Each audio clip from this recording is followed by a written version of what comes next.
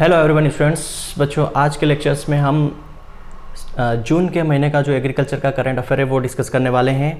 लगभग हमने 6 महीने का करंट अफेयर्स आज हम कंप्लीट कर लेंगे। जनवरी, फरवरी, मार्च और अप्रैल का हम कंप्लीट कर चुके हैं। ये 6 मंथ जून का आज हम कंप्लीट करेंगे। तो लास्ट 6 मंथ का जो करंट अफेयर आपका किसी एग्रीकल्चर एग्जाम में पूछा जाता है तो आप ये 6 महीने का करंट अफेयर्स कंप्लीट कर सकते हैं। यहाँ से आपको प्लेलिस्ट मिल जाएगी, आप जाएंगे प्लेलिस्ट में तो एग्रीकल्चर करंट अफेयर्स की प्लेलिस्ट मिल जाएगी जिसमें 6 मंथ के करंट अफेयर्स आपको मिल जाएंगे। स्पेशली अभी जो एफसीआई की एग्ज़ाम होने वाली है 17 और 18 जुलाई को, उसके लिए काफ़ी बेनिफिशियल होने वाला है। तो आज हम डिस्कस करेंगे जून मंथ का जो करंट अफेयर्स हैं उसके बारे में, है ना। जितने भी करंट अफेयर्स हैं ये बहुत ही ज़्यादा इंपॉर्टेंट इसलिए क्योंकि जैसे एफओ एग्ज़ाम के लिए एक करंट अफेयर्स पूछा जाता है, नाबार्ड में स्पेशली रूरल डेवलपमेंट जो पार्ट है वो ऑलमोस्ट करंट अफेयर्स या जो स्कीम होती है उसी पे ही बेस्ड होता है। तो एग्रीकल्चर में करंट अफेयर्स होता क्या है? जनरली एग्रीकल्चर में करंट अफेयर्स ये होता है कि कहीं ना कहीं किसी के साथ कोई समझौता किया होता है, एमओयू साइन होता है, या कोई नई स्कीम आती है उसके अंदर कुछ अमेंडमेंट किए जाते हैं, कुछ नई नई चीज़ें जो है फार्मर्स को प्रोवाइड की जाती है। यही सारी चीज़ें इसके अंदर आती हैं। क्लियर है? सबसे पहले तो आपको मैं एक बड़ी बता देता हूँ। आज क्या है? आज है 16 जुलाई। क्या है? 16 जुलाई। 16 जुलाई को हम क्या मनाते हैं? ICAR foundation day. आज हमारा ICAR फाउंडेशन डे है। ये कौन सा है? 93 ICAR फाउंडेशन डे है। ICAR की स्थापना 16 जुलाई 1929 को हुई थी और आज हम 93वां ICAR का फाउंडेशन डे सेलिब्रेट कर रहे हैं 16 जुलाई को। तो ये भी एक इंपॉर्टेंट पॉइंट्स है। ये जुलाई के करंट अफेयर्स में आएगा हालांकि, लेकिन अगर आज की बात करें, आज तारीख 16 जुलाई है और 16 जुलाई को हम ICAR फाउंडेशन डे सेलिब्रेट करते हैं। और ये कौन सा है? 93वां है क्योंकि 16 जुलाई 1929 को ICAR की स्थापना हुई थी। क्लियर है? चलो आगे बढ़ते हैं हम जून के करंट अफेयर्स में। सबसे पहले बात करते हैं world milk day. World milk day हम कब सेलिब्रेट करते हैं? 1 जून को हम वर्ल्ड मिल्क डे सेलिब्रेट करते हैं। मिल्क के बारे में थोड़ी सी बात बता दूं। मिल्क जो है ये वाइट रिवोल्यूशन जो है, वाइट रिवोल्यूशन जो है वो किससे रिलेटेड है? मिल्क और मिल्क प्रोडक्ट से रिलेटेड है। और इसके पिता कौन है? वर्गीस कुरियन साहब। वर्गीस कुरियन साहब इसके फादर हैं। इनको मिल्क मैन ऑफ इंडिया भी कहा जाता है। मिल्क प्रोडक्शन की बात करें तो इंडिया जो है वो फर्स्ट नंबर पर है। मिल्क प्रोडक्शन की बात करें तो इंडिया फर्स्ट नंबर पर है। 1997 से इंडिया जो है अभी तक फर्स्ट नंबर पे है मिल्क के प्रोडक्शन में। क्लियर है? अब जो मिल्क और मिल्क के जो प्रोडक्ट हैं उनके प्रति हमारी अवेयरनेस को बढ़ाने के लिए कि मिल्क और मिल्क के जो प्रोडक्ट है वो कितने बेनिफिशियल है हेल्थ के लिए, उनके अंदर क्या क्या जो है कंटेंट पाए जाते हैं जो हमारी हेल्थ के लिए इम्पोर्टेंट है, उसके अवेयरनेस लाने के लिए हम 1 जून को वर्ल्ड मिल्क डे मनाते हैं। क्लियर है? इस चीज़ का ध्यान रखना। The day was established by the food. ये जो दिन है, देखो कोई भी दिन हम सेलिब्रेट करते हैं, वर्ल्ड फूड डे हुआ है, वर्ल्ड वाटर डे हुआ है, वर्ल्ड फॉरेस्ट डे हुआ है, ये डिसाइड कौन करता है? तो एक ये जितने भी इम्पोर्टेंट एग्रीकल्चर डे हैं इनके ऊपर एक मैं वीडियो आपको दे दूंगा कि ये जो दिन है ये कौन डिसाइड करता है, क्या इनका पर्पस रहता है डिसाइड करने का, है ना। तो जितने भी ये जो एग्रीकल्चर इंपॉर्टेंट डेज, सिर्फ एग्रीकल्चर ही नहीं, एग्रीकल्चर के अलावा भी जितने भी इंपॉर्टेंट डेज है ये डिसाइड करता है यूनाइटेड नेशन। और एग्रीकल्चर की बात करें तो एग्रीकल्चर में डिसाइड करता है food and agriculture organization. Food and agriculture organization जो है रोम इटली में इसका हेडक्वार्टर है। कहाँ पर है इसका हेडक्वार्टर? रोम में इसका हेडक्वार्टर है। और ठीक है, रोम इटली में इसका हेडक्वार्टर है। ये जो है हमारे एग्रीकल्चर के डेज डिसाइड करते हैं। ठीक है, कौन डिसाइड करता है? फूड एंड एग्रीकल्चर ऑर्गेनाइजेशन जो एग्रीकल्चर के डेज डिसाइड करते हैं। डिसाइड एग्रीकल्चर के दिन भी करते हैं, सप्ताह भी करता है, मंथ भी करता है, ईयर भी डिसाइड करता है। यही सब करते हैं हम। इंटरनेशनल ईयर भी पढ़ते हैं 2004 जो राइस के लिए, 2008 आलू के लिए, जो ये हम पढ़ते हैं ये भी डिसाइड यही लोग करते हैं। तो इसके पीछे रीज़न क्या रहता है? इनका पीछे रीज़न यही रहता है कि अवेयरनेस क्रिएट करना किसी पर्टिकुलर प्रोडक्ट, किसी पर्टिकुलर क्रॉप या किसी पर्टिकुलर चीज़ को लेके अवेयरनेस लाना लोगों के बीच में। जैसे हम वर्ल्ड फूड डे 16 अक्टूबर को मनाते हैं, तो फूड का जो वेस्टेज हो रहा है उसके प्रति लोगों के अंदर अवेयरनेस लाना है कि हम फूड को कैसे बचाएं, हम फूड को वेस्ट ना करें, क्योंकि अगर हम बचाएंगे तभी तो और लोगों को फूड मिल पाएगा। तो ये सब अवेयरनेस लाने के लिए ये दिन जो है डिसाइड किए जाते हैं। तो ये किसने, वर्ल्ड मिल्क डे किसने डिसाइड किया, किसने इस्टेब्लिश किया? तो फूड एंड एग्रीकल्चर ऑर्गेनाइजेशन ने 2001 में, मतलब हम 2001 से वर्ल्ड मिल्क डे मना रहे, याद रखना। एक और मैं आपको बता देता हूँ, एक नेशनल मिल्क डे होता है, एक होता है नेशनल मिल्क डे, वो हम मनाते हैं 26 नवंबर को, याद रखना 26 नवंबर को मनाते हैं। 26 नवंबर को में भी वर्गीस कुरियन साहब का जन्मदिन है, इसलिए हम 26 नवंबर को नेशनल मिल्क डे बनाते हैं। This year celebration have been begin enjoy the dairy rally. इस ईयर में जो वर्ल्ड मिल्क डे की जो शुरुआत हुई है वो किसके एंजॉयमेंट के साथ हुई है? डेयरी रैली 29 और 31 मई, 29 से लेके 31 मई तक एक डेयरी रैली के साथ इन्होंने इस साल के सेलिब्रेशन की शुरुआत की। और ये जो कब समाप्त हुआ, ये जो डेयरी रैली समापन, इसका समापन कब हुआ? वर्ल्ड मिल्क डे जो 1 जून को मनाया गया, अभी जो निकल चुका है, उस दिन इस डेयरी रैली का समापन हुआ। किस दिन? जिस दिन वर्ल्ड मिल्क डे था। थीम क्या थी वर्ल्ड मिल्क डे 2021 की? इन्होंने पूरी तरीके से फोकस किस पे किया? सस्टेनेबिलिटी, मतलब सस्टेन करके रखना क्या? In the dairy sector with message around the environment, nutrition and social economic. तो वही बात है, इन्वायरमेंट सेक्टर जो है हमारा एक सोशो इकोनॉमिक फैक्टर है, इन सब को ध्यान में रखते हुए हमने ये जो है वर्ल्ड मिल्क डे इस बार मनाया है। इसकी थीम हमने रखी सस्टेनेबिलिटी, मतलब जो डेयरी सेक्टर है उसको सस्टेन रखना, उसको बनाए रखना, लंबे समय तक मेंटेन करके रखना। क्लियर? नेक्स्ट हम बात करते हैं seed mini kit program. Seed mini kit program मतलब होता क्या है? इसमें जो है सीड का डिस्ट्रीब्यूशंस करती है गवर्नमेंट, जो हमारे फार्मर्स होते हैं इनको सीड प्रोवाइड करवाती है, सीड देती है फार्मिंग के लिए। तो seed distribution mini kit program जो है हमारे यूनियन एग्रीकल्चर मिनिस्टर कौन? नरेंद्र सिंह तोमर साहब। ये आप कैबिनेट के जो मिनिस्टर्स हैं उनको सबको याद ही रख ले। जब जनवरी का जो मैंने पहला आपको पढ़ाया ना जनवरी के अंदर, उसमें मैंने कैबिनेट मिनिस्टर भी आपको पढ़ाए हैं एग्रीकल्चर से रिलेटेड, उनको मस्ट पढ़ ही लीजिए क्योंकि अभी उसमें चेंजेस हुए हैं बहुत सारे। तो यूनियन एग्रीकल्चर नरेंद्र सिंह तोमर साहब, इन्होंने 2 जून को सीड का डिस्ट्रीब्यूशंस किया, मतलब 2 जून को उन्होंने लॉन्च क्या किया? Mini kit seed program, seed mini kit program. और किसके साथ? उन्होंने सीड के डिस्ट्रीब्यूशन के साथ इस प्रोग्राम को लॉन्च किया। किसको? फार्मर्स को इन्होंने डिस्ट्रीब्यूट किए। ये किस टाइप के सीड है? ये हाई यील्डिंग वेराइटी सीड होते हैं जो गवर्नमेंट फार्मर्स को देती है सोइंग के लिए। तो इल्डेड गुड रिजल्ट, जिससे इनको क्या मिलता है? एक अच्छी इल्ड मिलेगी। Oil seed production has increase 27.51 million ton 14-15। 2014-15 की बात करें तो ऑयल सीड प्रोडक्शन कितना था? 27.51 मिलियन टन, जो अब कितना हो गया है? 36.57 मिलियन टन हो गया है 2021 में। ये थर्ड एडवांस एस्टिमेशंस की बात है। जबकि पल्सेस प्रोडक्शन की बात करें, ये कितना था? 17.15 मिलियन टन था 2014-15 में, जो बढ़ के 25.56 मिलियन टन हो गया 2021 में। ये भी थर्ड एस्टिमेशन की बात है।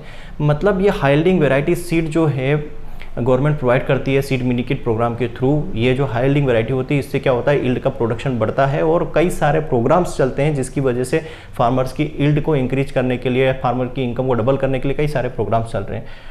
और कई सारी ऐसी हाई यील्डिंग वैरायटी जो है साइंटिस्टों ने डेवलप की है। डिजीज रेजिस्टेंस वैरायटी डेवलप की है, इंसेक्ट रेजिस्टेंट वैरायटी डेवलप की थी, साल्ट टॉलरेंट वैरायटी, कई सारी, जिसकी वजह से अल्टीमेटली जो यील्ड है वो हमारी बढ़ रही है। और ये सीड का डिस्ट्रीब्यूशन कंटिन्यू किया इन्होंने 15 जून 2021 से। 15 जून 2021 से इन्होंने सीड का डिस्ट्रीब्यूशंस देना शुरू कर दिया फार्मर्स को, ठीक है। And before the kharif sowing season, मतलब खरीफ सोइंग सीजन कब होती है? जून जुलाई में खरीफ की हम सोइंग करते हैं। जो अभी टाइम चल रहा है लगभग क्रॉप जो है हमारी 15-20 दिन की हो गई है ना। तो 15 जून से इन्होंने सीड का डिस्ट्रीब्यूशन शुरू कर दिया ताकि फार्मर अपनी टाइमली सोइंग कर सके मानसून के आने के बाद। फिर है Goa launch solar based electrification program. Goa जो गवर्नमेंट है उन्होंने solar based electrification program launch किया है, मतलब कि रिन्यूएबल एनर्जी कहाँ पे? रूरल एरिया में। जो ग्रामीण एरिया है, रूरल एरिया है, उसके लिए इन्होंने एक सोलर बेस्ड इलेक्ट्रिफिकेशन प्रोग्राम शुरू किया है। इसका मेन रीज़न क्या है रूरल बेस्ड इलेक्ट्रिफिकेशन प्रोग्राम का? कि हर जगह बिजली, जैसे कि हम बात करें गाँव में, हर जगह क्या है? ग्रिड का कनेक्शन नहीं है कि वहाँ के प्रॉपर तरीके से लाइट या बिजली पहुँचाई जा सके, ठीक है। आज भी हमारे देश में या कंट्री के अंदर बहुत सारे ऐसे ग्रामीण इलाके हैं, ग्रामीण एरिया है जहाँ पर क्या है? लाइट नहीं है, बिजली नहीं है। तो गोवा स्टेट के अंदर भी कई सारे ऐसी जगह है, रूरल एरिया है, जहाँ पर प्रॉपर तरीके से लाइट नहीं पहुँच पाती है। लाइट नहीं पहुँची है क्यों? क्योंकि वहाँ पर क्या है? ग्रिड कनेक्टिविटी नहीं है। ग्रिड कनेक्टिविटी नहीं है। अब इस ग्रिड कनेक्टिविटी को ओवरकम करने के लिए इन्होंने solar based electrifying program rural area में लॉन्च किया। गोवा गवर्नमेंट ने solar based electrifying program rural area के लिए, इसलिए क्योंकि वहाँ पे ग्रिड की कनेक्टिविटी नहीं है, वहाँ पर लाइट नहीं पहुँच पा रही है। ठीक है, electricity using renewable energy for rural area. अब ये तो सीधी सी बात है, ये इलेक्ट्रिसिटी क्या है, रिन्यूएबल एनर्जी पे बेस्ड है। सोलर मतलब कि ये तो रिन्यूएबल एनर्जी है, और कहाँ पे किन रूरल एरिया में पहुँचा रहे हैं, जहाँ पर ग्रिड कनेक्टिविटी नहीं है। फोकस क्या है इसको लॉन्च करने का, मेन उद्देश्य क्या है कि भाई जो ग्रामीण इलाके हैं वहाँ पे एक तरीके से क्लीन, रिलायबल, एफोर्डेबल जो है एनर्जी प्रोवाइड करवाना। अब इनके बीच में अब ये सब प्रोग्राम करने के लिए दो ऑर्गेनाइजेशन के बीच में क्या हुआ, एग्रीमेंट साइन हुआ। एक तो conversion energy service private limited और गोवा एनर्जी डेवलपमेंट एजेंसी, इन दोनों के बीच में एमओयू साइन हुआ। एमओयू साइन होने के 2 दिन बाद, ठीक है, after 2 days, PV based home lightning system इन्होंने लॉन्च कर दिया। Solar PV based home lightning system इन्होंने लॉन्च किया। तो अल्टीमेट आपको यहाँ याद क्या रखना है कि गोवा के अंदर जो रूरल एरियाज है उनके लिए वहाँ की गवर्नमेंट ने रूरल बेस्ड मतलब solar based electrifying program launch किया, जहाँ पर ग्रिड की कनेक्टिविटी नहीं है, स्पेशली फॉर हाउस होल्ड के लिए। अब थोड़ा सा मैं आपको टाइम लेना चाहूँगा कि हमारा IBPS AFO मेंस का कोर्स चल रहा है, जो प्रोग्रेसिव कोर्स है, वहाँ पे हम डेली जो है कंटेंट अपडेट करते रहते हैं टाइमली, और उसमें आपको हम 150+ PDF जिसको आप डाउनलोड कर सकते हैं और उसका प्रिंट ले सकते हैं। क्लियर? 100+ वीडियो लेक्चर, उसको भी आप डाउनलोड करके ऑफलाइन देख सकते हैं। 80+ यहाँ पे आपके टेस्ट हम कंडक्ट करेंगे। करंट अफेयर्स जो मैं आपको पढ़ा ही रहा हूँ 6 मंथ का कंप्लीट हो चुका है। ये आपको लास्ट मिनट नोट्स हम देंगे, जिससे आप जो है कम टाइम में ज़्यादा रिवाइज कर सकें। 10 ईयर्स के क्वेश्चन पेपर भी इसके अंदर हमने डाले हुए हैं, जो स्पेशली IBPS AFO के। ये पूरा जो कोर्स आप 499 में ले सकते हैं। कब तक? 31 जुलाई तक, 31 जुलाई 2021 तक। उसके बाद इसकी कोर्स की प्राइस हो जाएगी 999। क्लियर है? 31 जुलाई तक ये ऑफर है। इस कोर्स को आप ले सकते हैं 499 रुपये में। देखो 499 में आप सारा कंटेंट डाउनलोड कर पा रहे हैं। प्रिंट ना भी लें तो आप अपने सिस्टम में सेव करके पढ़ सकते हैं, तो बेस्ट ऑप्शन है। दूसरा, अभी हम नाबार्ड का जो है कोर्स लॉन्च करने वाले हैं। ठीक है, नाबार्ड ग्रेड A का याद रखना, नाबार्ड जो है ग्रेड A एंड B, इसमें हम इस कोर्स के अंदर हम जनरली क्या रखेंगे, आपको agriculture, rural development and economic and social issue, ये दोनों पार्ट हम कवर करवाएंगे। जनरली आप जहाँ से भी कोर्स परचेस करेंगे शायद ये दोनों पार्ट आपको ना मिले, और दोनों पार्ट मिलेगा तो आपको इस कोर्स की जो कॉस्ट है लगभग 3000, 4000 रुपये या 5000 या 10,000 तक मिलेगी। हम ये कोर्स लॉन्च करेंगे, अभी हम डिसाइड करेंगे इस लॉन्च को। ये कल या परसों में ये कोर्स हमारा लॉन्च हो जाएगा, मतलब लगभग ये 18 जुलाई को ये हमारा कोर्स लॉन्च हो जाएगा। क्लियर है? इस पे काम चल रहा है। और इस कोर्स की प्राइस हम इनिशियली मतलब 31 जुलाई तक इस कोर्स की जो प्राइस रहेगी 699 रुपीज़, याद रखना। मतलब 31 जुलाई तक इसकी 50% ऑफ रहेगा। एक्चुअल में इसकी प्राइस कितनी रहेगी आपकी, इसका आप जस्ट डबल कर लीजिए, 1400 के आसपास इसकी प्राइस रहेगी, 1500 के आसपास। तो ये 50% हम ऑफ में देंगे 31 जुलाई तक। और 31 जुलाई तक मैं आपको यूट्यूब पे हम आपको डेली क्लास देंगे नाबार्ड से रिलेटेड। 31 जुलाई तक आप पहले क्लास को लीजिएगा, उसके बाद कोर्स को ज्वाइन कीजिएगा। उस क्लास के अंदर मैं आपको एग्रीकल्चर, रूरल डेवलपमेंट और इकोनॉमिक सोशल इशू दोनों पढ़ाऊंगा। ठीक है, आपके पास पर्याप्त टाइम रहेगा। 31 तारीख तक आपको क्लासेस लीजिएगा यूट्यूब पे हमारी, और उसके बाद कोर्स को ज्वाइन कीजिएगा। टेस्ट सीरीज़ भी आप ले सकते हैं हमारी। टेस्ट सीरीज़ जो है अभी 100 रुपीज़ में अवेलेबल है IBPS AFO की, ये भी 31 तारीख तक। 31 के बाद ये 200 की हो जाएगी। जो बच्चे यूपी के हैं, जिन्होंने यूपी PGT TGT का फॉर्म भरा है, वो हमारी यूपी PGT TGT की टेस्ट सीरीज़ ले सकते हैं। 20+ टेस्ट हैं और इसमें 25+ टेस्ट हैं। टेस्ट हिंदी इंग्लिश दोनों माध्यम में हैं। आपको ये लेने के लिए एग्रीकल्चर पढ़ाई ऑनलाइन क्लासेस को डाउनलोड करना है। डिस्क्रिप्शन में लिंक भी है, गूगल प्ले स्टोर से भी डाउनलोड कर सकते हैं। इसकी भी प्राइस मात्र 100 रुपीज़ है। 100 रुपीज़ में टेस्ट ले सकते हैं। अभी तक टोटल जो है 9 टेस्ट हम ऐड कर चुके हैं इसके अंदर। क्लियर है? चलो नेक्स्ट हम बात करते हैं union minister of fishery, animal husbandry और डेयरी। अभी फिलहाल की बात करूं तो मैं पढ़ा चुका हूं आपको जनवरी मंथ में। अभी जो है इसके मिनिस्टर कौन है? पुरुषोत्तम रूपाला जी। कौन है? एनिमल हस्बेंड्री डेयरी के मिनिस्टर पुरुषोत्तम रूपाला जी। कब बने? अभी जुलाई में जो कैबिनेट में कुछ चेंजेस हुआ तब। पहले कौन थे? तो पहले ये श्री गिरिराज सिंह साहब थे। गिरिराज सिंह साहब थे बोल रहा हूँ, ठीक है। अभी ये जो क्या है, ये पंचायती राज एंड रूरल डेवलपमेंट के मिनिस्टर है। काफ़ी चेंजेस हुआ है, काफ़ी कंफ्यूजन क्रिएट करेगा, क्योंकि यहाँ पे हम क्या पढ़ रहे हैं, यूनियन मिनिस्टर के मिनिस्टर, क्योंकि जब ये इन्होंने लॉन्च किया तब तो यही थे। अभी कौन है मिनिस्टर एग्रीकल्चर एनिमल हस्बेंड्री के? पुरुषोत्तम रूपाला जी, जो स्टेट मिनिस्टर थे एग्रीकल्चर के, उनको प्रमोट कर दिया गया है और इनको पंचायती राज और रूरल डेवलपमेंट दे दिया गया है। बट जब ये प्रोग्राम लॉन्च किया इन्होंने, तब ये क्या थे? मिनिस्टर थे एग्रीकल्चर एनिमल हस्बेंड्री के मिनिस्टर थे, कैबिनेट मिनिस्टर गिरिराज सिंह साहब। तो इन्होंने क्या किया, एक कॉन्फ्रेंस या वर्चुअल जो है सेमिनार या कॉन्फ्रेंस वेबिनार हम बोल सकते हैं, वो कंडक्ट किया। उसमें उस सेमिनार में या जो कॉन्फ्रेंस इन्होंने की वर्चुअली ऑनलाइन, उसमें इन्होंने क्या किया, national award for the cattle and dairy sector, जिसका नाम क्या है, गोपाल रत्न अवार्ड, ये अनाउंस किया। ठीक है, गोपाल रत्न अवार्ड इन्होंने अनाउंस किया।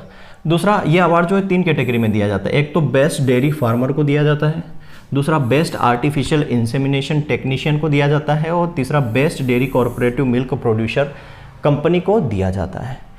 अब ये जो भी फार्मर इसके लिए एलिजिबल है, डेयरी कोऑपरेटिव सोसाइटी इसके लिए एलिजिबल है, उनके लिए 15 जुलाई 2021 से फॉर्म ओपन हो जाएंगे, वो अप्लाई कर सकते हैं। 15 जुलाई 2021 से फॉर्म ओपन हो जाएंगे, इस अवार्ड के लिए अप्लाई कर सकते हो। और ये अवार्ड अनाउंस किए जाएंगे 31 अक्टूबर 2021 को अनाउंस कर दिए जाएंगे। सेकेंड, उन्होंने और क्या चीज़ अनाउंस की, उन्होंने ई गोपाल ऐप को उमंग के साथ जोड़ दिया।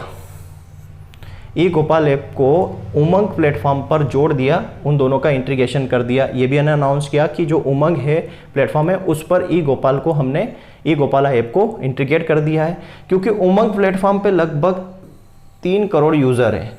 वो 3 करोड़ यूज़र भी क्या करेंगे, ई गोपाल ऐप को एक्सेस कर पाएंगे। ये इनका पर्पस था। ई गोपाला का मतलब क्या होता है, तो generation of wealth through productive livestock. E Gopala का मीन आप निकालोगे, ठीक है, generation of wealth then productive livestock. Next, central allotted 7,000 crore to grant West Bengal for Jal Jeevan mission. बस इतना ही याद रखना है, इसमें कुछ याद रखने यही नहीं है कि जो सेंट्रल गवर्नमेंट ने उसने वेस्ट बंगाल को 7,000 करोड़ अलॉट किए जल जीवन के लिए। सीधी सी बात है ना, 7,000 करोड़, अगर एग्जैक्ट डाटा पूछे तो 6,999 करोड़ अलॉट किए हैं। और इसमें याद रखने वाली बात क्या है, जल शक्ति जो मिनिस्ट्री है, मिनिस्ट्री जल शक्ति, उसके मिनिस्टर कौन है, तो श्री गजेंद्र सिंह शेखावत जी है। पहले भी यही थे, अभी भी यही है, ठीक है। वाइल द अप्रूविंग, इन्होंने ये जो अलोकेशन किया, जो बड़ा हुआ अमाउंट है, उनको एश्योर किया for the assistant of the state and provision of tap water supply on every rural home by 2024 तक। मतलब टोटल इनका टारगेट क्या रहता है कि आने वाले 2024, 2026, 2030 तक हम सारी चीज़ कर देंगे। होना ना होना बात की बात है, कागजों में काफ़ी सारी चीज़ें होती हैं बट नहीं हो पाती है। तो आपको इतना ये याद रखना है इसके अंदर कि वेस्ट बंगाल को 7,000 करोड़ दिए गवर्नमेंट ऑफ इंडिया ने। फिर भी चिल्लाते रहते हैं पैसा नहीं मिला, पैसा नहीं मिला। वाकई में कागजों में तो मिला है, बाकी एक्चुअल में मिलता है कि नहीं पता। Purushottam Rupala launch bamboo market page on government e market portal. अब ये पुरुषोत्तम रूपाला जी एनिमल हस्बेंड्री के मिनिस्टर हैं, पहले क्या थे, स्टेट मिनिस्टर थे एग्रीकल्चर के, याद रखना। तो इन्होंने जो बम्बू मिशंस का जो पेज है, मार्केट पेज है, इसको गवर्नमेंट का जो ई मार्केट प्लेस है उसके साथ ऐड कर दिया, क्योंकि जब हम गवर्नमेंट का ई मार्केट प्लेस ओपन करेंगे तो वहाँ पे बम्बू मिशन का हमको एक पेज दिखाई देगा। उसके पीछे देखिए, national bamboo missions and government e market place has been work together, दोनों एक साथ काम करेंगे। उसके पीछे रीज़न क्या था, for marketing of bamboo goods. जो बम्बू गुड्स है, बम्बू के जो क्वालिटी प्रोडक्ट्स है, उसके जो भी प्रोडक्ट बनते बम्बू से सामान बनाए जाते हैं, उसकी मार्केटिंग के लिए इसको बम्बू मिशन पोर्टल्स को, ठीक है, उन्होंने किसके साथ, गवर्नमेंट ई मार्केट प्लेस के साथ जोड़ दिया। और ये साथ में काम करेंगे, ठीक है। इनके साथ में सहयोग या दोनों के साथ में आने से, इनके दोनों के साथ में काम करने से क्या होगा, the green gold collection for the bamboo product इन्होंने लॉन्च कर दिया मिनिस्ट्री ऑफ स्टेट पुरुषोत्तम रूपाला जी ने 3 जून 2021 को। तो ये जो बम्बू मिशन पोर्टल इन्होंने जेम के साथ जोड़ा, ये 3 जून 2021 को जोड़ा। 3 जून 2021 को क्यों जोड़ा, क्योंकि जो भी बम्बू प्रोडक्ट्स हैं उनको उनकी मार्केटिंग की जा सके। और इसी के साथ इनके सहयोग से इन्होंने और क्या चीज़ लॉन्च कर दी, green gold collection for bamboo product भी इन्होंने लॉन्च कर दिया। मैंने आपको बताया था कि नेशनल बम्बू मिशन जनरली हम पढ़ते हैं 2006-07 में इसको लॉन्च किया गया, लेकिन इसको रीलॉन्च किया गया है, याद रखना, इसको रीलॉन्च किया गया है 2018 में। जब भी आप इसके पोर्टल पे जाओगे तो आपको 2018 ही मिलेगा कि नेशनल बम्बू मिशंस को कब लॉन्च किया, कब स्टार्ट किया, तो 2018 ही मिलेगा। ये बार बार मैं आपको बता रहा हूँ। यूनियन मिनिस्टर श्री नरेंद्र सिंह तोमर साहब virtually इनोग्रेट the India's best mega food park Raipur Chhattisgarh. Raipur Chhattisgarh के अंदर जो हमारे यूनियन एग्रीकल्चर मिनिस्टर हैं नरेंद्र सिंह तोमर साहब, इन्होंने इंडिया का best mega part, food mega part को इनोग्रेट किया, उसका उद्घाटन किया। रीजन क्या था? Big boost to the growth of food processing sector in the state of Chhattisgarh. Chhattisgarh राज्य के अंदर जो भी फूड प्रोसेसिंग इंडस्ट्री या उनके जो फूड प्रोडक्ट है उसके अंदर बूम लाने के लिए, उनकी ग्रोथ को बढ़ाने के लिए ये जो है मेगा फूड पार्क वहाँ पे रायपुर में शुरू किया गया। इसके थ्रू क्या होगा? 500 लोगों को तो रोजगार मिलेगा और लगभग 25,000 किसानों को क्या मिलेगा? यहाँ पे फायदा मिलेगा इस मेगा फूड पार्क से। Food processing industries Shri Narendra Singh Tomar, देखो पहले इनके पास थी नरेंद्र सिंह तोमर साहब, फूड प्रोसेसिंग इंडस्ट्रीज के मिनिस्टर कौन थे? नरेंद्र सिंह तोमर साहब थे। अब कौन है? अब पशुपतिनाथ पारस साहब है, याद रखना, चेंज हो चुके हैं। इन्होंने वर्चुअली इनोग्रेट किया था इस फूड मेगा पार्क को 3 जून को, और उसके साथ कौन साथ में थे? भूपेश बघेल साहब इसके में शामिल थे, और रामेश्वर तेली साहब जो क्या है union minister state food processing industries के थे। क्लियर है? तो कुल मिला के याद क्या रखना? Mega best food park. और इसमें क्या चीज़ें देखो, ये जो मेगा फूड पार्क है इसके अंदर लगभग 63 एकड़ जमीन अलॉट की गई है। ठीक है, इसको बनाने के लिए 63 एकड़ जमीन, 64 बोल सकते हैं, 63.8 है, तो 64 एकड़ जमीन इसको बनाने के लिए, सेट करने के लिए अलॉट की गई है। और इस प्रोजेक्ट में लगभग 145 करोड़ रुपए का खर्चा आएगा। अब इसको इम्प्लीमेंट करने के लिए एजेंसी की बात करें, central processing centre this mega food park include. अब इस मेगा फूड के अंदर क्या क्या चीज़ रखेंगे? कोल्ड स्टोरेज कितने मिलियन टन का, ठीक है, पैक हाउस रखेंगे 10 मिलियन टन का, ड्राई वेयर हाउस रखेंगे 1200 मिलियन टन का, बोलियर के लिए 8 मिलियन टन रखेंगे, pulping and packaging line 6 million ton for mango, 12 million ton for tomato. ये सारी चीज़ें इसके अंदर रहेगी इस मेगा फूड पार्क के अंदर। क्लियर है? तो ये सारी चीज़ भी आपको ध्यान में रखनी है, कौन सी चीज़ के लिए कितना अलॉटमेंट किया गया है। Now national medical plant board and ये हो गया नेशनल बोटनिकल रिसर्च इंस्टीट्यूट, इन दोनों के बीच में एमओयू साइन हुआ है। किसके लिए? Cultivation and production of medicinal plant. तो मेडिसिनल प्लांट जो होते हैं उनके कल्टीवेशन के लिए, उनके प्रोडक्शन के लिए जो नेशनल मेडिकल प्लांट बोर्ड है और नेशनल बोटनिकल रिसर्च इंस्टीट्यूट है, इन दोनों के बीच में एमओयू साइन हुआ। इतना याद रखना है आपको इसके अंदर। कब साइन हुआ? 4 जून 2021 को ये एमओयू साइन हुआ है। रीज़न क्या है? वही है, boosting cultivation and production of medical plant and herb in India. तो इंडिया के अंदर जो मेडिसिनल प्लांट है, हर्ब हैं, जो जड़ी बूटियाँ हैं, उनका प्रोडक्शन को बढ़ाने के लिए इन दोनों ने साथ में एमओयू किया 4 जून 2021 को। ठीक है, फिर एग्रीकल्चर मिनिस्टर, ये 4 इंस्टीट्यूट के साथ इन्होंने पायलट प्रोजेक्ट के साथ क्या एमओयू साइन किया। अब इसके अंदर है कुछ भी नहीं, आपको याद क्या, ये तो ऊपर जो चीज़ लिखी हुई ना, ये नरेंद्र सिंह जो तोमर साहब यूनियन मिनिस्टर, इन्होंने बताई है कि हमारे जो नरेंद्र सिंह मोदी साहब हैं उनके जो कार्यकाल में या जो भी है लगभग 75,000 करोड़ रुपए पर साल हम देते हैं। किसके लिए? Transparency, increase the income of farmer की इनकम किसके थ्रू? पीएम किसान के थ्रू।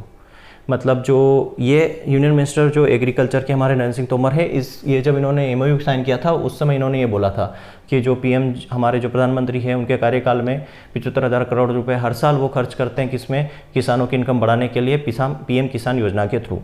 अब इसमें कुछ नहीं है। Union minister Tomar during the MOU, वही उस एमओयू के दौरान उन्होंने ये बात कही थी। और 4 इंस्टीट्यूट के साथ इन्होंने एमओयू साइन किया। 4 इंस्टीट्यूट कौन से? एक तो Patanjali organic research institute, Baba Ramdev साहब, अमेजॉन वेब सर्विस, ठीक है, फिर ESRI इंडिया प्राइवेट लिमिटेड और एग्री बाजार इंडिया प्राइवेट लिमिटेड। ये 4 नाम याद आपको रखना है, बस ये 4 ही नाम मोस्ट इंपॉर्टेंट है। पूछा जाएगा किन 4 इंस्टीट्यूट के साथ उन्होंने एमओयू साइन किया था। इसके अंदर 3 स्टेट, उत्तर प्रदेश, मध्य प्रदेश और राजस्थान को प्रमोट करेंगे डिजिटल एग्रीकल्चर के लिए इन 3 स्टेट को। फिर MOU has been sign with the Patanjali के साथ जो एमओयू साइन हुआ उसमें क्या होगा? Patanjali for agriculture management and farmer service 3 district में। कौन सा? हरिद्वार उत्तराखंड, हमीरपुर उत्तर प्रदेश और मुरैना मध्य प्रदेश के लिए। क्लियर है? Now the next one, NITI Aayog ने SDG sustainable development goal index की रिपोर्ट यहाँ पे 3rd एडिशन जो है रिलीज़ किया नीति आयोग ने। याद रखना, सस्टेनेबल डेवलपमेंट गोल की जो रिपोर्ट है कौन रिलीज़ करता है? नीति आयोग रिलीज़ करता है। नीति आयोग 1 जनवरी 2015 को बना था। नीति आयोग किसको रिप्लेस करके बना था? प्लानिंग कमीशन को रिप्लेस करके बनाया था, जो 5 वर्षीय योजनाएं हैं। ठीक है, 3rd एडिशन इसका लॉन्च हुआ था। इसके अंदर जो है सस्टेनेबल डेवलपमेंट गोल के अंदर कौन सा स्टेट टॉप पे है और कौन सा स्टेट जो है सबसे नीचे है। तो टॉप 5 और टॉप बॉटम जो है वो यहाँ पे दिया स्टेट। तो इसमें सबसे टॉप पे कौन है? केरला। सस्टेनेबल डेवलपमेंट गोल में सबसे टॉप पे है केरला इसको 75 जो है अंक मिले हैं। उसके बाद हिमाचल प्रदेश जो है सेकेंड नंबर पे, हिमाचल प्रदेश और तमिलनाडु दोनों। सबसे कम जो है यहाँ पे छत्तीसगढ़, नागालैंड और उड़ीसा सबसे नीचे है सस्टेनेबल डेवलपमेंट गोल में। तो ये डाटा यहाँ दिया हुआ है, इसको आप नोट डाउन कर लेना या याद कर लेना। ICAR का इंस्टीट्यूट है, Indian institute of spice research, कहाँ पे है? कालीकट, केरला में। ठीक है, इन्होंने पेटेंट करवाया है ब्लैक पेपर माइक्रोन्यूट्रिएंट मिक्सचर्स को। ब्लैक पेपर माइक्रोन्यूट्रिएंट मिक्सचर्स मतलब कि जो हमारी काली मिर्च है, काली मिर्च के अंदर कुछ ऐसे माइक्रोन्यूट्रिएंट है, उसके मिक्सचर्स को इन्होंने पेटेंट करवा लिया है। क्योंकि ये जो है हमारी प्रोडक्शन को बढ़ाने के लिए काफ़ी हेल्पफुल जो है साबित हुआ है। तो जो इसका रिसर्च इंस्टीट्यूट है इंडियन इंस्टीट्यूट ऑफ स्पाइसेज, जो कहाँ पर है? कालीकट, केरला में है, याद रखना। कहाँ पे है? कालीकट, केरला में ये इंस्टीट्यूट है। इन्होंने पेटेंट करवाया किसका? Black micronutrient foliar formulations for which has been submitted application 2013। और इस पेटेंट के लिए इन्होंने 2013 में एप्लीकेशंस दी थी, 2013 में एप्लीकेशन दी थी और इनको अब जाके इसको पेटेंट मिला है। Black pepper specific micronutrient formulation was develop. ये जो स्पेसिफिक फॉर्मुलेशन किसने डेवलप किया है? तो तीन साइंटिस्ट हैं, श्रीनिवासन, हमजा एंड आर दिनेश। इन तीनों ने मिलकर ये ब्लैक पेपर फॉर्मुलेशन तैयार किया। ये जो मिक्सर है ब्लैक पेपर फॉर्मुलेशन, ये प्रोड्यूस की क्वालिटी को इम्प्रूव करता है। ये जो है ये क्या है? इन्वायरमेंटल फ्रेंडली है और पहले से ही लोगों के बीच में ये फेमस है या ऑलरेडी लोग पॉपुलर है लोगों के बीच में। तो कुछ नहीं, ये पेटेंट कब मिला इसको? अब जाके पेटेंट मिला। किसने इसको बनाया? 3 साइंटिस्ट ने बनाया। किस इंस्टीट्यूट के अंदर? तो spice research institute Calicut, Kerala में। उसने ब्लैक पेपर को पेटेंट मिला, 2013 में इन्होंने एप्लीकेशन भेजी थी। अब जो सेंट्रल गवर्नमेंट है उसने फ्री फूड ग्रेन जो स्कीम है उसको एक्सटेंड कर दिया है। फूड ग्रेन मतलब कि अभी अब लॉकडाउन के दौरान या जो कोरोना के दौरान सुना फ्री में राशन जो बांट रही है गवर्नमेंट, जो फ्री में राशन जो दे रही हैं, ठीक है, जो पुअर्स हैं उनको दे रही हैं। तो ये कब तक था? ये जो स्कीम थी ये जून तक की थी। कब की तक थी? जून तक की थी। इसको एक्सटेंड करके कब तक कर दिया? नवंबर तक कर दिया। मतलब नवंबर तक हर महीने 80 करोड़ जो पॉपुलेशन है, 80 करोड़ जो यहाँ पे दिया है, 80 करोड़ जो पीपल है उनको फ्री राशन देंगे ये। मतलब एक घर में 5 kg राशन जाएगा। ठीक है, तो देख लीजिए क्या इसमें प्रधानमंत्री गरीब कल्याण योजना, मतलब ये जो योजना है ये फूड ग्रेन स्कीम है, प्रधानमंत्री गरीब योजना के थ्रू चल रही है। इसको बढ़ा के नवंबर तक कर दिया गया है, जो 80 करोड़ लोगों को यहाँ पे क्या फ़ायदा पहुँचाएगी। अब प्रधानमंत्री गरीब Kalyan Yojana launch during the first, मतलब इसको 2019 में लॉन्च किया गया, जब क्या था कोविड-19 की वेव थी फर्स्ट लास्ट ईयर। उस समय नेशनल फूड सिक्योरिटी एक्ट 2013 के थ्रू कितना 5 kg फूड ग्रेन फ्री में दिया जा रहा था। अब अप्रैल 2023 को, इस साल अप्रैल 2021 में उन्होंने अनाउंस किया कि हम प्रधानमंत्री गरीब कल्याण योजना को रीस्टार्ट करेंगे और इसका जो नया वर्जन होगा, इस नए वर्जन में ये क्या करेंगे, 1 लाख या lake one of the important components the free cost 1 kg of pulses per month. तो भैया पहले जो 2019 में कोविड-19 के दौरान ये प्रधानमंत्री गरीब कल्याण योजना थी, इसके थ्रू 5 kg राशन ये दे रहे थे फ्री ऑफ कास्ट गरीब लोगों को।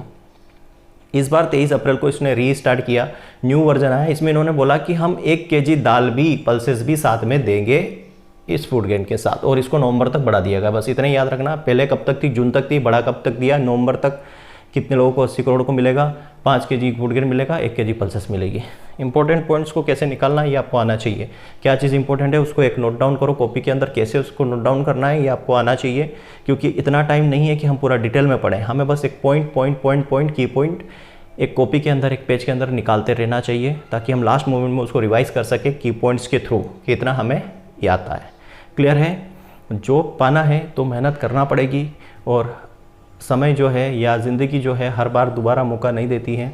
तो जो समय है उसका सदुपयोग करें, यूटिलाइज़ करें, ज़्यादा से ज़्यादा स्टडी करें, और हार्ड वर्क के साथ साथ स्मार्ट स्टडी भी करना ज़रूरी है। आप 12 घंटे 15 घंटे कंटिन्यू पढ़े जा रहे हो, लेकिन वो कोई मतलब का नहीं है। उसके साथ आपको स्मार्ट स्टडी भी करनी है कि जो आप पढ़ रहे हो उसको कैसे आप एक शॉर्ट फॉर्म में निकाल सकें, ताकि उसको दोबारा आप जब पढ़ें तो उसको जहाँ आपने 4 घंटे लगाए वहाँ उसको आधे घंटे के अंदर आपको रिकॉल कर सकें।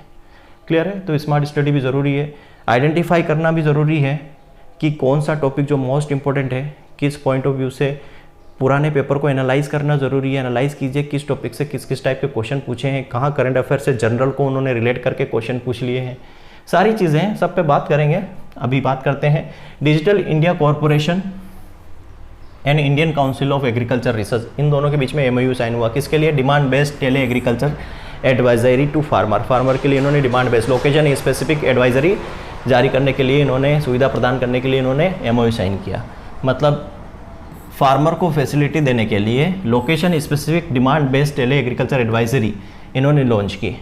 किसने? आईसीआर ने, जो मिनिस्ट्री ऑफ एग्रीकल्चर के अंदर आता है। दूसरा डिजिटल इंडिया कॉर्पोरेशन, जो ministry of electronic and information technology के अंदर आता है। इन दोनों के बीच में एमओयू साइन हुआ। कब हुआ? न्यू दिल्ली में हुआ 9 जून 2021 को। किसके लिए? तो भाई किसानों को सुविधा देना, क्या? Location specific demand based tele agriculture advisory देना। इस इवेंट को किसने प्रेसिडेंट किया? प्रेसिडेंट कौन थे? त्रिलोचन महापात्रा साहब। ये त्रिलोचन महापात्रा साहब जो है हमारे डायरेक्टर जनरल है कहाँ के? आईसीआर के, और सेक्रेटरी है डेयर के। डेयर क्या होता है? Department of agriculture and research education, जो 1973 में बना है। ठीक, इसके साथ श्री संजीव कुमार सिंह साहब से जो एडिशनल सेक्रेटरी है किसके? डेयर के, और सेक्रेटरी आईसीआर के। अभिषेक सिंह साहब जो मैनेजिंग डायरेक्टर है, सीईओ है किसके? ये डिजिटल इंडिया कॉरपोरेशन के। ऑब्जेक्टिव क्या था? ऑब्जेक्टिव वही है, इंटरएक्टिव इंफॉर्मेशन डिसेमिनेशन सिस्टम। मतलब सीधी सी बात है, किसानों को इंफॉर्मेशन, इंटरएक्टिव इंफॉर्मेशन या इंफॉर्मेशन को फैलाना, किसानों के बीच में इंफॉर्मेशन को पहुंचाना, यही अल्टीमेट इसका क्या था? गोल है। फिर government of India NAFED launch fortified rice brand oil. देखो, fortified rice brand oil government of India NAFED ने इसको लॉन्च किया हेल्थ को बूस्ट करने के लिए। सबसे पहले बात बता दूं, फोर्टिफाइड राइस क्या होता है? फोर्टिफाइड राइस है क्या? भैया दिमाग में आना चाहिए ना। Fortified rice brand, fortified rice brand, fortified rice है क्या? देखो, जो ब्रोकन राइस होता है, जो राइस के टुकड़े तो ब्रोकन राइस, इसको ये क्या कर देते हैं? पाउडर में कन्वर्ट करते हैं। उसको क्या कर देते हैं? पाउडर के अंदर कन्वर्ट कर देते हैं, उसका पाउडर बना लेते हैं। पाउडर बनाने के बाद उसके अंदर क्या करते हैं? मिक्स करते हैं न्यूट्रिएंट। उसके अंदर ट्रेस न्यूट्रिएंट, मतलब माइक्रो न्यूट्रिएंट, जितने भी न्यूट्रिएंट्स होते हैं वो सब मिक्स करते हैं इसके अंदर। न्यूट्रिएंट को मिक्स करने के बाद इसको मिला देते हैं, मिक्स करते हैं किसके अंदर? Whole rice. इसको मिक्स किया जाता है राइस के साथ, राइस ग्रेन के साथ वापस मिक्स किया जाता है, कर्नेल के साथ। और ये किस रेशो में मिक्स किया जाता है? 1:100 रेशो में इसको मिक्स कर दिया जाता है। तो इसको हम फोर्टिफाइड राइस बोलते हैं। क्यों? क्योंकि इसके अंदर न्यूट्रिएंट का कंटेंट जो है वो हाईली इन्वॉल्व होता है, न्यूट्रिएंट सबसे ज़्यादा पाया जाता है। क्यों? क्योंकि इसको ब्रोकन राइस को पाउडर बनाया, फिर इसके अंदर न्यूट्रिएंट मिक्स किए हैं। न्यूट्रिएंट मिक्स करने के बाद इसको, एक चीज़ और यहाँ छूट गई है, ठीक है, न्यूट्रिएंट मिक्स करने के बाद इसको शेप देते हैं राइस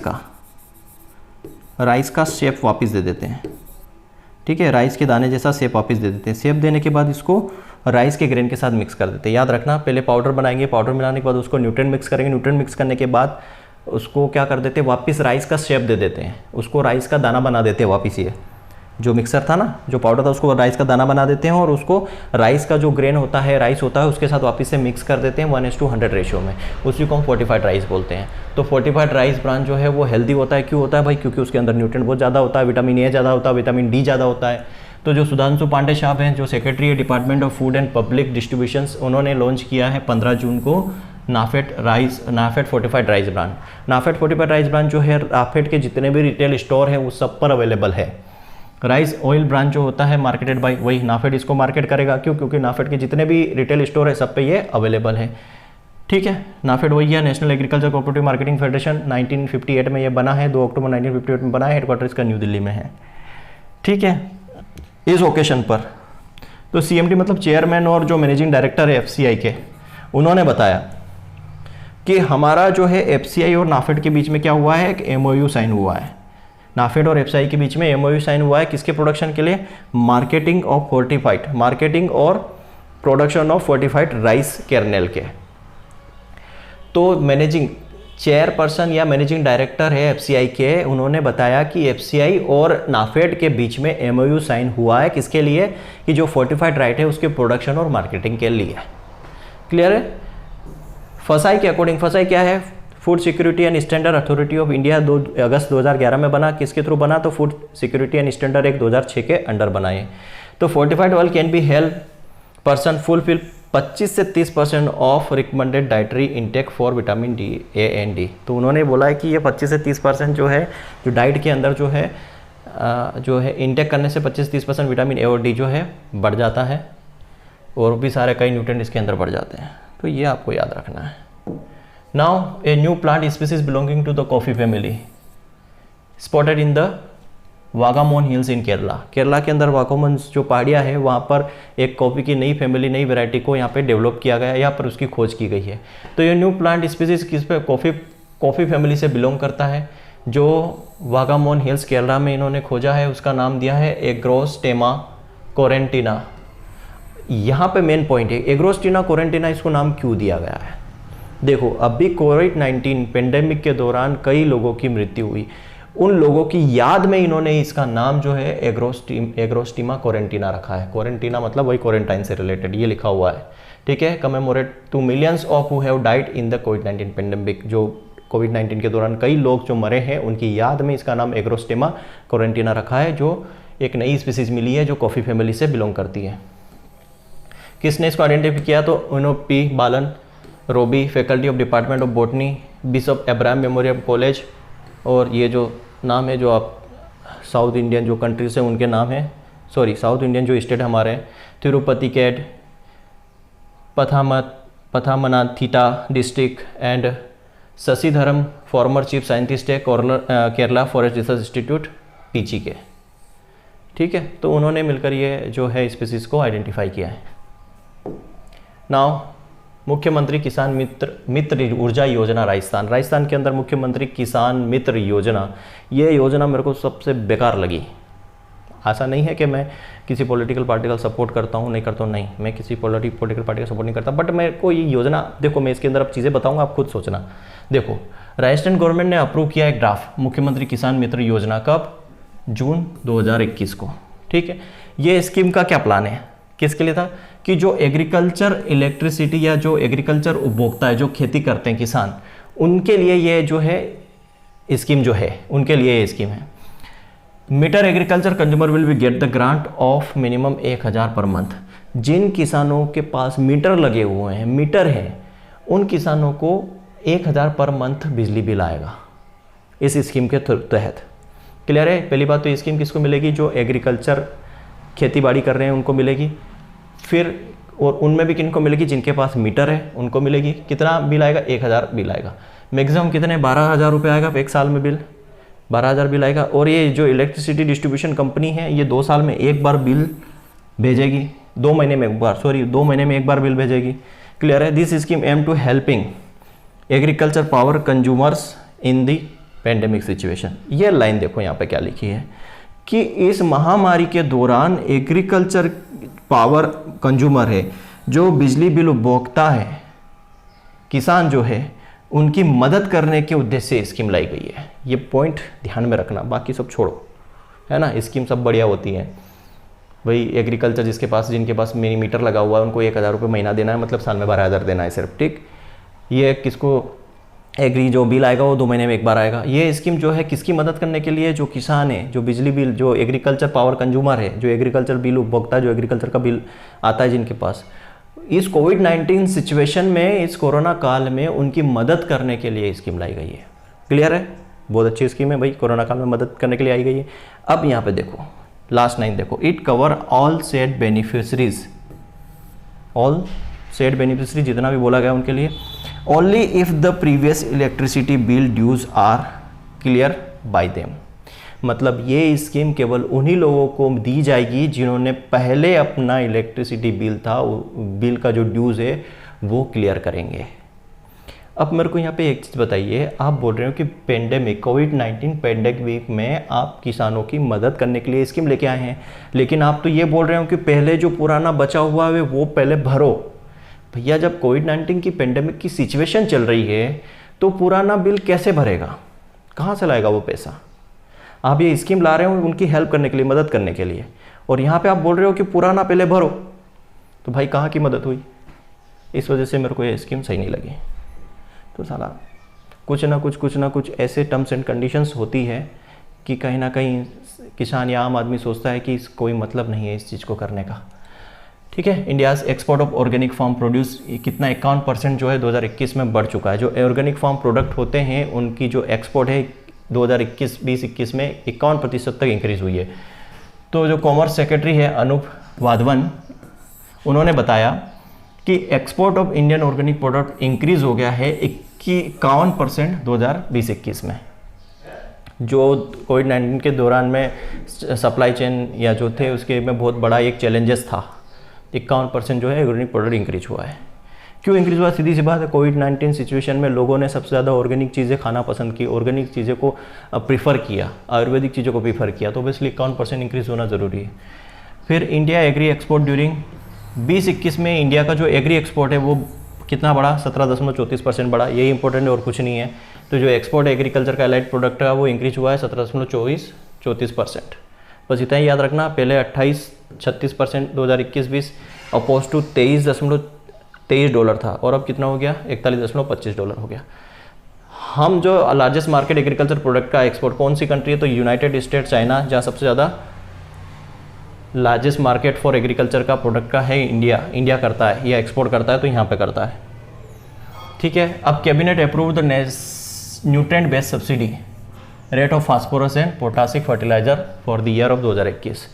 कितना किया है? तो वही है जो कैबिनेट कौन अप्रूव करता है, तो याद रखना cabinet committee on economic affair, जिसके प्रेसिडेंट प्रधानमंत्री नरेंद्र मोदी साहब होते हैं, उन्होंने ही अप्रूव किया क्या? न्यूट्रिएंट बेस्ड सब्सिडी 21-22 के लिए। कितना प्राइस है देखो, नाइट्रोजन के लिए 18.789, फास्फोरस के लिए 45.323 रुपये, पोटास के लिए 10.11 रुपये और सल्फर के लिए 2.3 रुपये न्यूट्रिएंट सब्सिडी इन्होंने बताई है। फिर इंडिया और फिजी के बीच में क्या हुआ? एमओयू साइन हुआ है। किसको लेके? Corporation of the field agriculture and allied sector. Agriculture allied sector में आपस में सहयोग देने के लिए, सहयोग प्रदान करने के लिए इन्होंने ये एमओयू साइन किया है। बस है कुछ नहीं, वही नरेंद्र सिंह तोमर यूनियन मिनिस्टर और ministry of agriculture, water wave and environment Fiji doctor Mahendra Pandey, इनके बीच में ये एमओयू साइन हुआ है कि एग्रीकल्चर एलाइड सेक्टर में जो भी प्रॉब्लम्स है, जो भी चीज़ें, वो आपस में सहयोग प्रदान करेंगे। इंडिया जो है कई कंट्री को हेल्प कर रही है इस कोविड-19 के सिचुएशन में।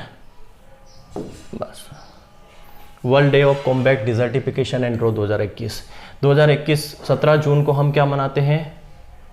Desertification and drought day. World combat desertification drought day मनाते हैं 17 जून को 2021। फोकस क्या है कि जो डिग्रेडेड लैंड है उसको हम क्या करें? हेल्दी लैंड के अंदर कन्वर्ट करें। जो बंजर भूमि है, बेकार भूमि है, उसको हम अच्छी भूमि के अंदर कन्वर्ट करें। ये इसका मेन रीज़न रहता है।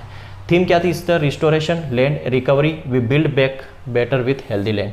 तो वही रिस्टोरेशन मतलब जो डिग्रेडेड लैंड है उसको रिकवर करना, उसको रिस्टोर करना, ठीक है, उसको हेल्दी बनाना।